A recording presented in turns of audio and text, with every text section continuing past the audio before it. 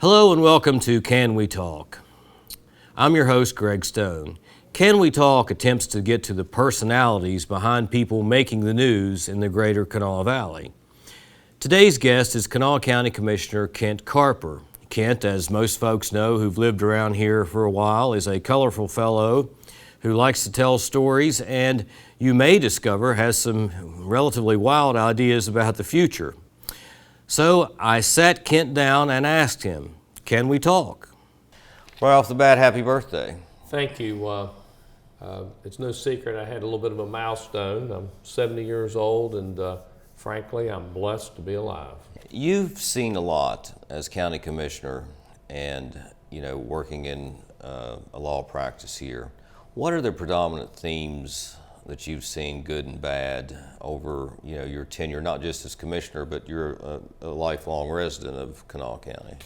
Well, West Virginia, Kanawha County is like the rest of the country. You see things change.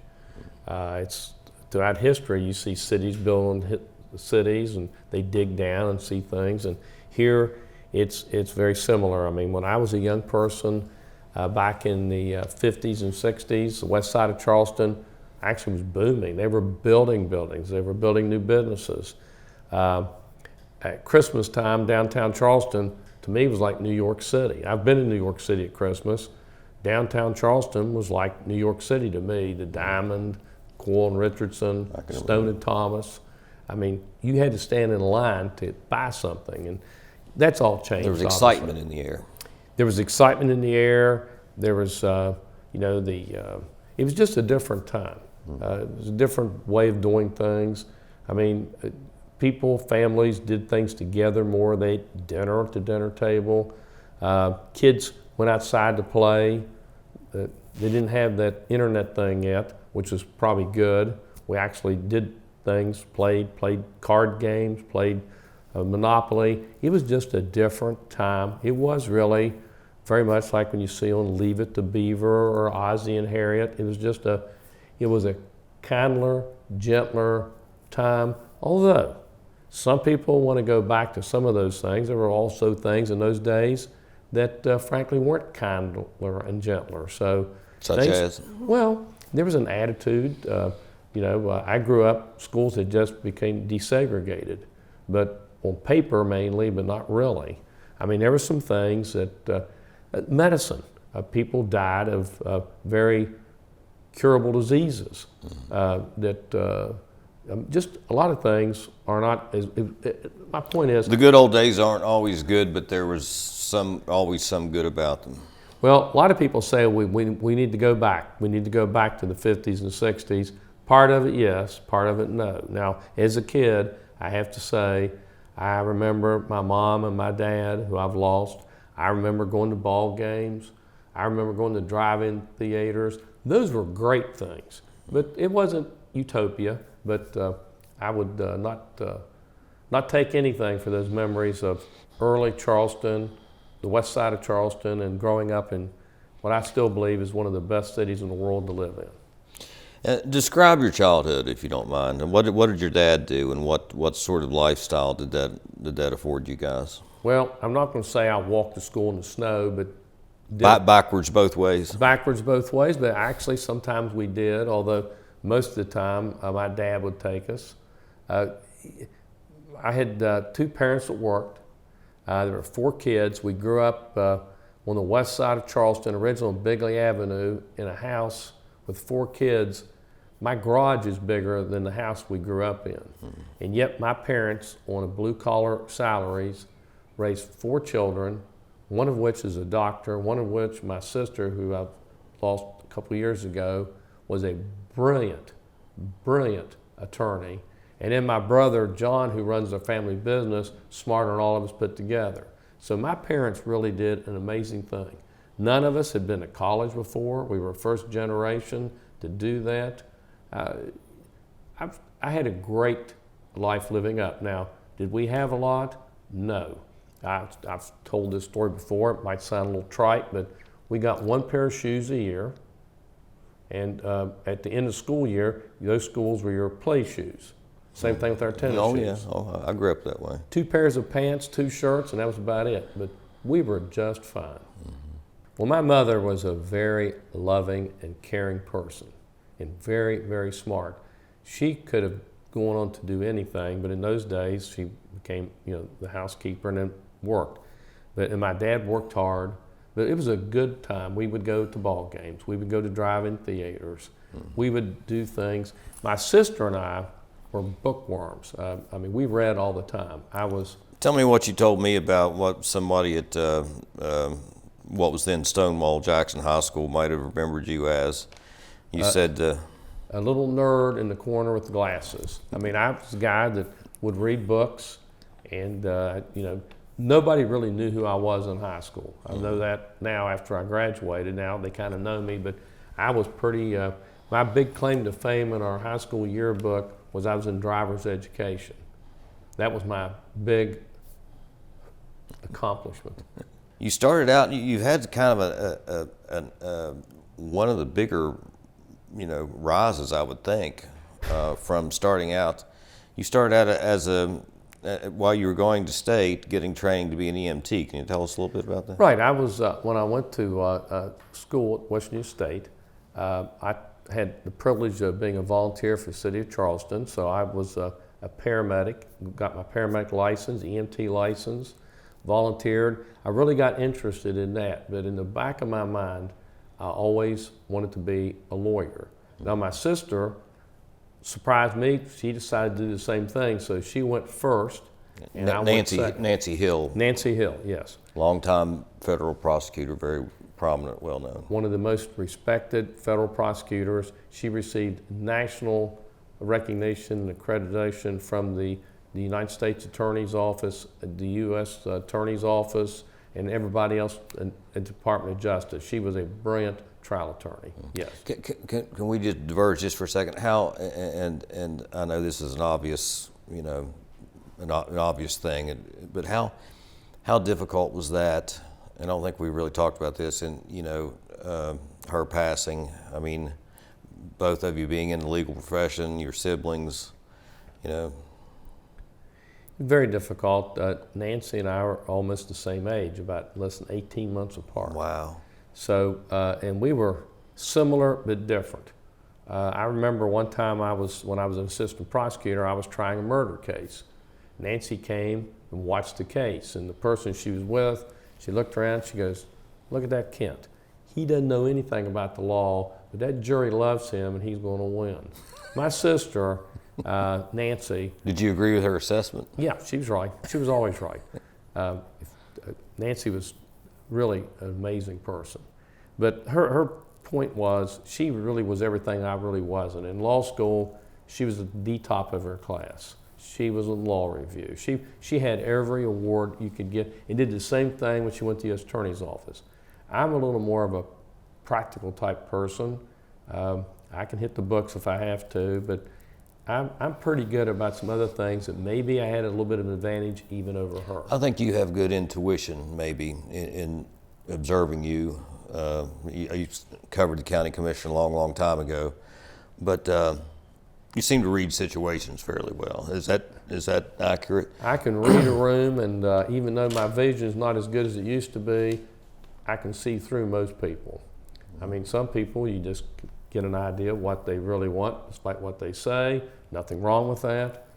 We're all like that. We're all humans, but that's probably my best thing. I'm pretty good about that, and frankly, I'll work pretty hard if I have to, need to, and if I'm representing someone in a case, no matter if I'm for the government or for a private case, I believe in putting the work in. And tell me a little bit about your an assistant prosecutor from, you said 81 to 82, maybe about 18 months. What was one of the more unusual theft cases you prosecuted, and who did you prosecute it with? It was interesting. Sometimes there would be a case that we would say was barking at night, a terrible case. No one wanted to fool with it. Mm-hmm. There was a case, they were getting ready to dismiss it, and I was sort of in management at the office, and I said, "Well, why are we going to dismiss it? The guy did it. What kind of message does that send?" Well, no one wanted to try it. So I got the file, walked in the courtroom, found a young assistant prosecutor, and said, would you try this case with me? That young assistant prosecutor is now federal judge Irene Berger. And it was not much of a case. Some guy broke in a house, stole an air conditioner. Well, now, that might not seem important to some people, but it was important to the person that they stole his air conditioner. He felt violated. So we tried the case, got a verdict, put him in jail, and I thought that was worth doing. I think that sent a good message that you need to show respect to people. When people are a victim of a crime, they need to be shown as much respect as anyone else. They deserve their day in court as well. I believe in the Constitution. I believe the defendants have to have constitutional rights, deserve constitutional rights, but victims also deserve their day in court. Mm-hmm. Where did that inspiration come from? You told me of a very formative experience when... You know, it's funny, things happen and it changes you. I was in high school, Stonewall Jackson High School, and one of our teachers took us down to the courthouse for some event. And while we were down there, there was a criminal case being tried. And I remember it like it was this morning, going up the steps, going into now what's called courtroom 4, watching a prosecuting attorney try a case to jury verdict. That prosecutor was Patrick Casey, who later became Judge Casey. I have used his closing argument probably a dozen times. It really affected me watching that. You know, I'd seen cases on television and, you know, they're kind of dramatic and Perry Mason, but this was the real deal. And I saw it live, it changed my life. What did he say? He said, there's been a crime committed in our county, ladies and gentlemen of the jury, and I am confident you'll know what to do about it. That's neat phrasing, neat choice of words. I'm confident you'll know what to do about it. Yes. He was an excellent, it's an amazing thing. I mean, years later, I'm back in that same courtroom being sworn in as an assistant prosecutor. I'm back in that same courtroom trying murder cases.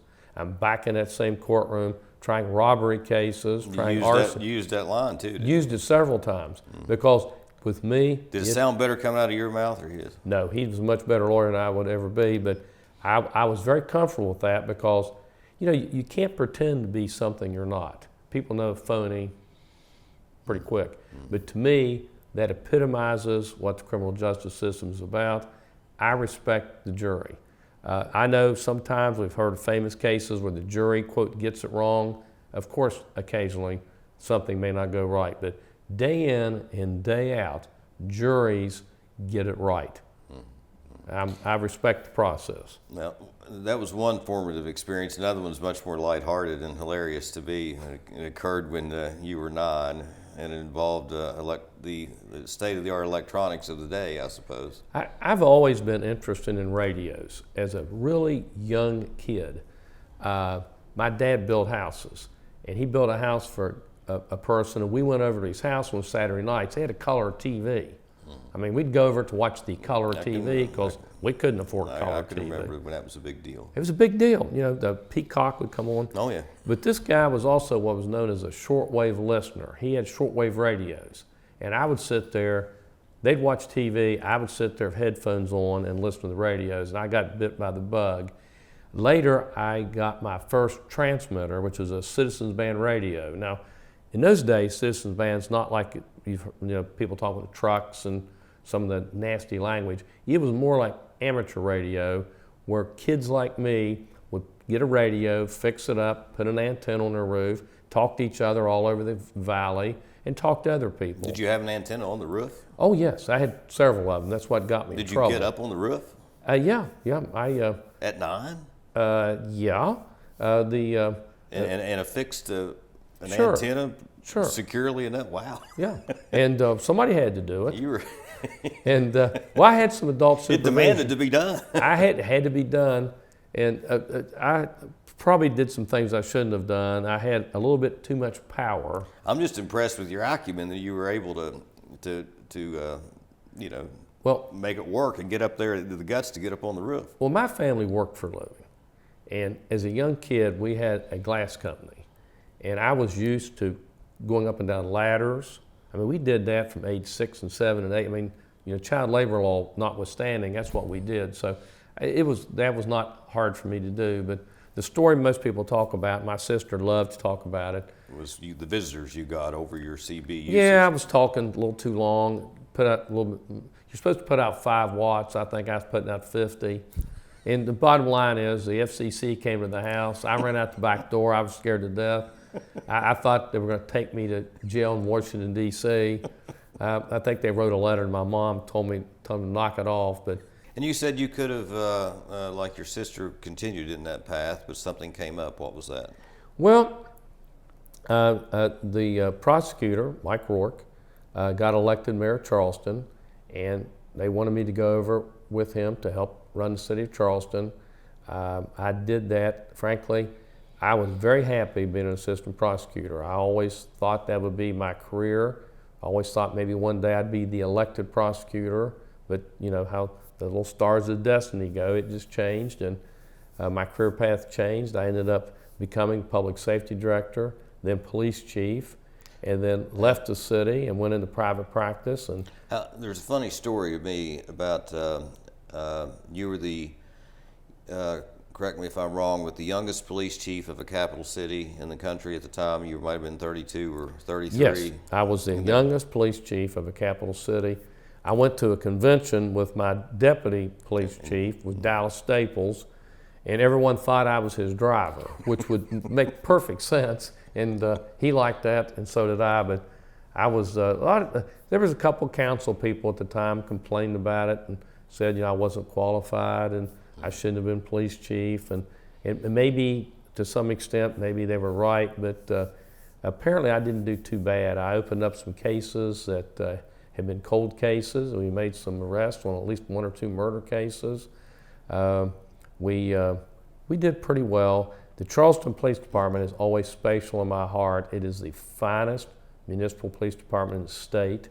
I respect the Charleston Police Department, and it was a privilege to work with them as an assistant and for a small period of time as their chief. What did the Lions Club guy say to you at some meeting? Well, no, I'm sorry. What did you? He questioned whether you were old enough. What did you say to him? Well, I was a Lions Club, and a guy, he looked like a really old guy, probably half my age now. He was complaining. He goes, Chief Carper, to be honest about it, I mean, you're not old enough to be. I mean, how can you be police chief at your age? And I told him, I said, well, you don't need to have gray hair. And I said something else too. Oh, you got to say it, come on. Hemorrhoids to be police chief. And he laughed, thought it was funny. About 5 years later, I met him. He was in a bad situation, and I helped him out. And he said he always remembered that. What you kind of rocked the boat a little bit as police chief, didn't you? Disciplined some people and demanded some accountability and all that, and that was juxtaposed with with serving under Mayor Rourke, who we won't go into it in depth, but I mean everyone knows his story. So was that sort of a very memorable period for you between enacting reforms and then the way it ultimately ended, and you can't forget that? Well, it was bittersweet. There were some things that I would have accomplished had that not happened. That was a mistake on his part, and he paid greatly for it. You can be pretty plain spoken at times. Someone asked you, how do you get to be, you didn't rise up through the officer ranks, what gives you the right to be police chief? And I said, well, it's simple. You go to undergraduate school, graduate with honors, go to law school, get a law degree, then have your best friend run for mayor, and he makes you police chief. That's how I did it. I started at the top. It'll work every time. It worked every time. Fairly unusual, but it works every time. Yeah. So when that stint with the city ended, you started this firm in 1989. What does someone who ends up being very successful, do you think they can see it clearly, like they know they're going to they know they're going to grab that brass ring or whatever? I mean, what did you have a gut feeling that this was going to be, this practice would be this? I had no idea that I would be practicing with the same group of partners for this period of time. I had no idea that we would be that successful. I know this. I really like people. You know, when people say they run for office, I'm a people person. I hear that. I kind of don't even want to hear it. But I really like people. I like working with my clients. My clients know me, and I know them, and I'm just not in impersonal relationship. So that's served me well. Why do you like, this has nothing to do with legal work per se, but you're one of the most talkative people I've ever met. Have you always been, well, at 9 years old, you were using 10 times the bandwidth or whatever you'd call it back then for CB capacity, so. I am loquacious, I've got that. I talk a lot, I understand that. You just have a lot going on in your head? I think that's part of the problem. I will wake up at night and write things down. I will be talking with someone on the telephone. I knew I wanted to tell you something, and it drives me crazy that it kind of popped out of my head for a minute. So I like to talk, but I like to listen. And I love to have a conversation, a real conversation of substance on just about any topic. Mm-hmm.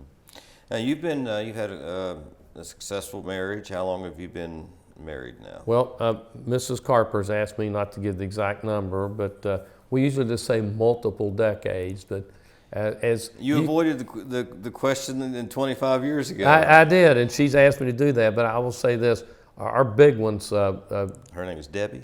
Debbie Carper. Yes. We never knew each other growing up. I met her after I got out of undergraduate school, but as it turned out, we were at the same hospital with the same. She's 1 day older than I am. So we had the same maternity room, the same obstetrician. Wow. All of our families were there together. Well, that's neat. And 70 years ago. What hospital was it? It was, let me think now. It could have been a lot back then. Well, I think it was. Been one of it was the one where one of a few. Charleston General now is. Was it Stats? No, that's on the west side. No, not. I'll think of it in a minute. That one. We got a brick from the place. My father-in-law got me a brick from it. Oh, really? Yeah. Okay. Yeah, there were several in the city, as you know.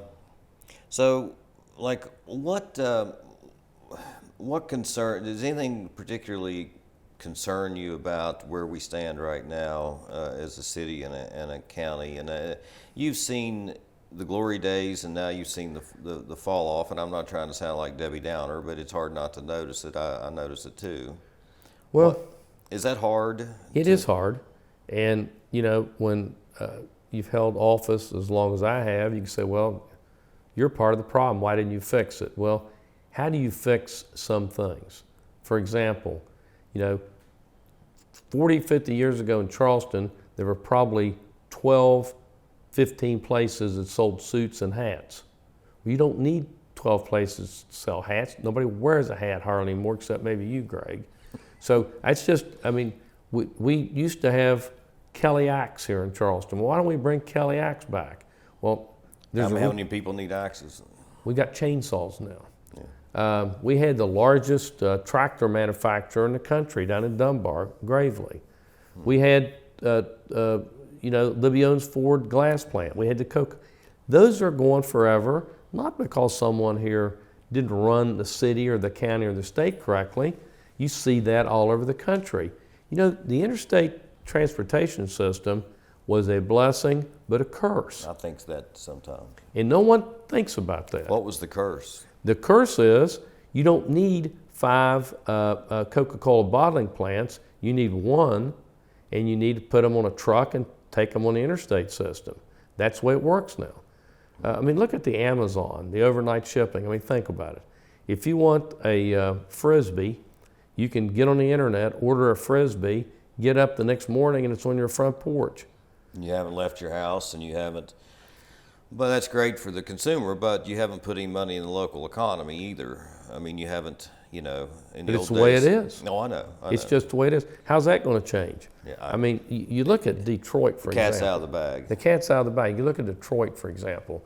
I mean, they've got tens of thousands of acres of property that's just empty forever. They're growing corn on it. Where it used to be, well, yeah, they've got gardens there now. That's bizarre to think about. It is bizarre. But it used to be they had all these plants. But, I mean, what is it that's causing, what was it that really did in the eastern part of Kanawha County for the loss of coal jobs. Was it a war on coal? No, it wasn't a war on coal. It's mechanization. Mechanization, industrialization. Now you see AI, artificial intelligence. I mean, I remember Lee Iacocca wrote a book about we're going to end up being a country of hamburger flippers, just flipping hamburger. Well, he didn't know this. We're going to lose those jobs now. Yeah, that'll be automated. Robotics, they're already doing it. That'd be the simplest thing in the world to automate, probably. They've got them now. And think about that. We don't even have hamburger flipper jobs. So it's a changing economy. We're going to have to change with it. But, I mean, I just have to believe that where we're located in West Virginia still is a huge benefit. We are centrally located to 60% of the population of the country right here. We can take advantage of that. We're seeing now new activities coming here to West Virginia. Let's go back in the turn of not this century, the turn of the last century. Why did carbide, why did all these places start here? It's simple. We had the water, we had the energy, and that's why they came here. They didn't come here because we were happy and nice. They came here because of what we've got. And I still believe that the natural gas abundance is the key to the future of West Virginia. I still believe our best days are ahead of us. To show you how strange I really am, I'm still convinced in my lifetime they'll defeat gravity, at least come up with some form of, I know it sounds ridiculous. I've predicted that now. I've been predicting that for 40 years. That's pretty adventurous. I think it's just common sense. I mean, my grandfather, both of them, they saw someone go to the moon. And when they grew up, airplane hadn't been invented. Now with artificial intelligence, how do you defeat gravity, though? I have to cut you off. Well, I don't know. I didn't say I'd figured out how to do it. I thought you were working on some experiments when you were 9 up in your bedroom. I know it sounds kind of silly, but you know they're working on all these things. Remember the Hyperloop, and these other countries do the magnet trains where they set up a field. I mean, if you really look at gravity, I mean, it's a very complicated thing, but it's more than just the Earth spinning around. I mean, the way that works is kind of incredible. I just believe, well, here's what I think. Science fiction turns out to be more science than fiction. Look at the old Star Trek. Yeah. Now you think about it. They had an iPad. There's some things on there that, I see what Though they haven't got the beam me up stuff yet. That's probably way far away maybe. But to me, when you take a look at some of the science fiction material, a lot of those things are reality now. So my point is, I don't know about gravity. Maybe that's just a pipe dream. They may already have it. I don't know that I like that idea so much. I don't want to just kind of lose my moorings on the ground and start floating. Well, hopefully it'll be controlled. But hopefully. Think about this. The GPS in your car, the iPhone you have now, the iPhone has more computer capability than Apollo missions computers. I mean, think about that. You work, full hard days just like you always did, or I know you're a partner, but I mean. I work every day. I'm here at this office every day. I believe I carry a full load. My work seems to be satisfying most people, so I haven't been run off yet. I was not insinuating anything contrary. I just didn't know what level. Some people kind of taper off their workload. At a certain point, I didn't know if I having to guess. I would have guessed probably not. I haven't had a vacation in over 3 years. First of all, when I had my health scare, that limited me from doing it. Almost as soon as I got done with my kidney transplant, along came COVID. I lost my sister, and then COVID started. I did not leave Kanawha County for a year and a half. I took this very serious. I knew how serious it was. And if it hadn't been for the work of paramedics, doctors, nurses, the Kanawha Charleston Health Department, we wouldn't have had 600 people die in this county. We'd have had 6,000. My great-grandfather died of the so-called Spanish flu in 1919. I did some research on that, so I know how serious it is. You have a lovely family that you're very proud of. You shared with us that your youngest daughter, and forgive me, what's her name? Virginia. Virginia, donated a kidney to you. Yes, she did. Okay. Why don't you tell us about your other children and how, you must be proud. I know they've gone on to... I'm very proud of them, and this is interesting because when we're talking about the future of the area, that's our future, is our children, in my case, my grandchildren. Debbie, my wife, went to Charleston Catholic, and we have 3 beautiful children. Our oldest is Tracy Strickland. She is the chief magistrate and chief juvenile judge for Kanawha County. She's been elected, I think, 4 times.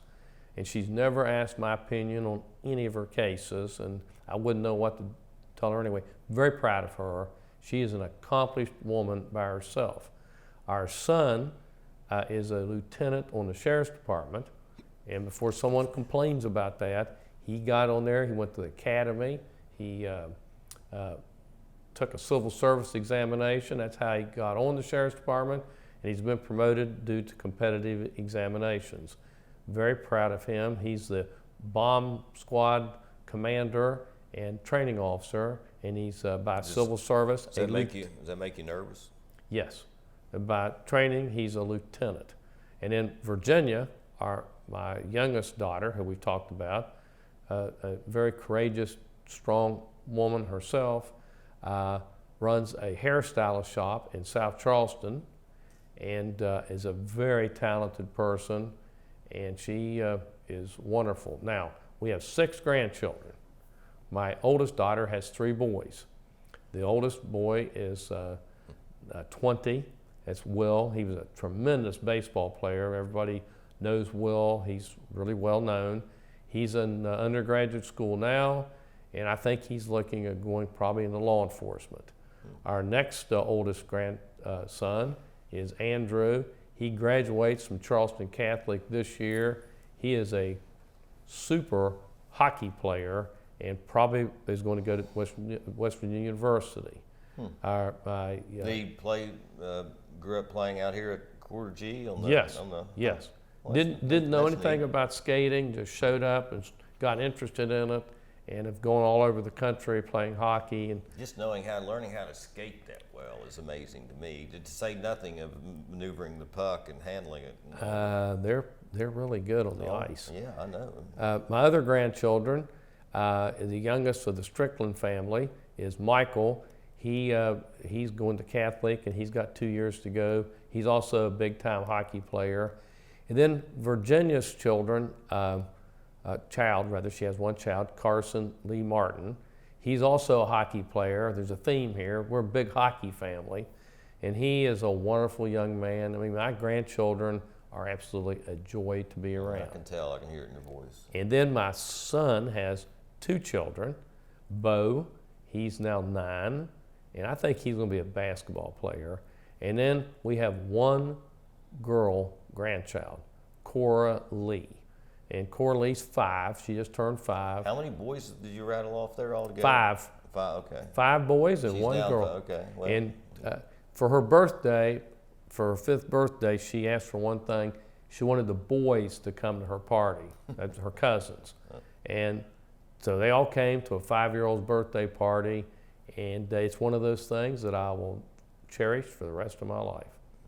I have wonderful children, beautiful grandchildren, and a wife that deserves all the credit. Debbie's the reason why our children are the way they are. Past another milestone. Again, happy birthday. Congratulations. What's life? No one has a crystal ball, but I mean, what do you think the rest of life holds for Kent Carper? Well, I know enough to know that you should cherish every day. I realize that, especially, I mean, I know morbidity tables, actuarial tables, I've read them, and I understand that the older you get, the more likely you have some type of terrible disease. I try to take care of myself, not perfect, but I exercise, not crazy, but exercise pretty decently. I think what I have in my lifetime, I have a couple goals. I'd like to see the 5-year-old graduate from high school. So I'm shooting for at least another 13. Well, we hope you get there. I'm going to get there. All right. That's the spirit. Thank you. Thank you, Ken. Thank you, Greg, and I appreciate this. We Thank appreciate you. Thank you for being with us. Thank you. You've been watching Can We Talk, a streaming service production of HD Media. Thank you very much.